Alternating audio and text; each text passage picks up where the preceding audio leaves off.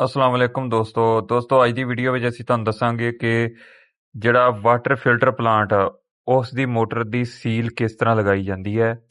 ਐਸੀ motor ਦੇ bearing change ਕੀਤੇ ਐ ਇਸ ਦੀ ਆਵਾਜ਼ ਬਹੁਤ ਜ਼ਿਆਦਾ ਸੀ ਤੇ ਅਸੀਂ ਫਿਰ ਇਹਨੂੰ ਖੋਲ ਕੇ ਇਸ ਦੇ ਬੈਰਿੰਗ ਚੇਂਜ ਕੀਤੇ। ਹੁਣ ਇਸ ਦੀ ਸੀਲ ਲਗਾ ਰਹੇ ਆ।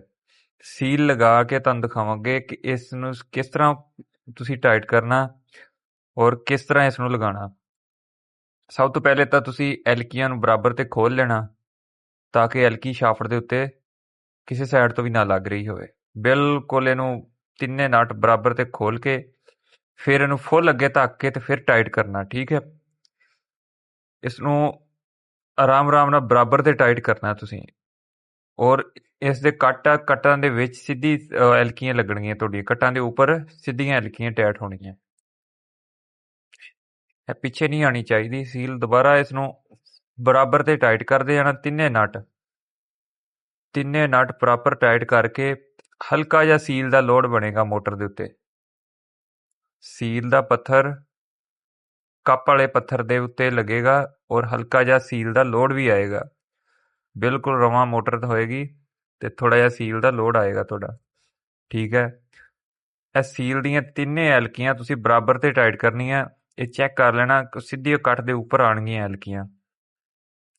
ਇਹਨਾਂ ਨੂੰ ਅੱਛੀ ਤਰ੍ਹਾਂ ਟਾਈਟ ਕਰਨਾ ਵਾ ਕਿਉਂਕਿ 2800 RPM ਦੇ ਵਿੱਚ ਮੋਟਰ ਹੈ। ਇਸ ਦੀ ਐਲਕੀਆਂ ਫੁੱਲ ਟਾਈਟ ਹੋਣੀਆਂ ਚਾਹੀਦੀਆਂ, ਸੀਲ ਦੀ ਲੀਕੇਜ ਨਹੀਂ ਹੋਣੀ ਚਾਹੀਦੀ। ਇਹ ਫੀਡ ਪੰਪ ਆ ਸਾਡੇ ਕੋਲ, ਫੀਡ ਪੰਪ ਦੀ ਅਸੀਂ ਸੀਲ ਚੇਂਜ ਕਰ ਰਹੇ ਹਾਂ। ਤੇ ਇਹ ਥੱਲੇ ਇਹਦਾ 6204 ਦਾ ਬੈਰਿੰਗ ਸੀ, ਇਹ ਵੀ ਅਸੀਂ ਤਬਦੀਲ ਕੀਤੇ ਆ ਦੋਨੋਂ ਬੈਰਿੰਗ ਹੀ।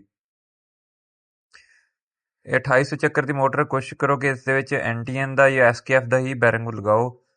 ਸੀਲ ਲਗਾਉਣ ਤੋਂ ਬਾਅਦ ਸੀਲ ਦਾ ਇੱਕ ਲਾਕ ਆ, ਉਹ ਲਾਕ ਵੀ ਤੁਸੀਂ ਉੱਤੇ ਜ਼ਰੂਰ ਲਗਾਉਣਾ। ਉਸ ਲਾਕ ਨੇ ਇਸ ਨੂੰ ਰੋਕ ਕੇ ਰੱਖਣਾ। ਲਾਕ ਵੀ ਜਿਹੜਾ ਵਾ ਉਹ ਕਿਸੇ ਚੀਜ਼ ਦੇ ਨਾਲ ਤੁਸੀਂ ਉਹਨੂੰ ਅੱਗੇ ਨੂੰ ਬਿਲਕੁਲ ਪ੍ਰੈਸ ਕਰ ਦੇਣਾ ਤੇ ਇਹਨੂੰ ਫੁੱਲ ਸੀਲ ਦੇ ਜਿਹੜਾ ਯਾਨੀ ਕਿ ਹੈ ਨਾ ਐਲਕੀ ਵਾਲਾ ਹਿੱਸਾ ਉਸ ਦੇ ਨਾਲ ਜਾ ਕੇ ਲੱਗ ਜਾਏਗਾ। ਇਸ ਨੂੰ ਕਿਸ ਚੀਜ਼ ਨਾਲ ਤੁਸੀਂ ਚੋਟ ਲਗਾਣੀ ਹੈ ਤਾਂ ਕਿ ਬਿਲਕੁਲ ਆਪਦੀ ਜਗ੍ਹਾ ਤੇ ਬੈਠ ਜਾਏ।